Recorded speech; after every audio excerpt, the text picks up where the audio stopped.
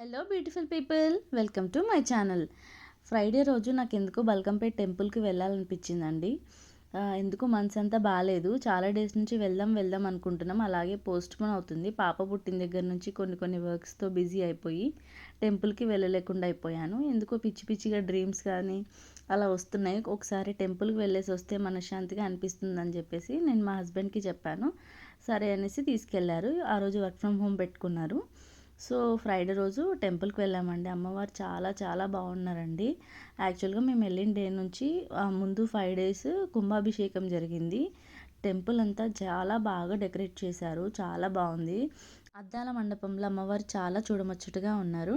And బయట వచ్చేసి శారీస్ పెడతారండి. అమ్మవారు కట్టిన శారీస్ వేలంపాట వేసేసి సేల్ చేస్తారు.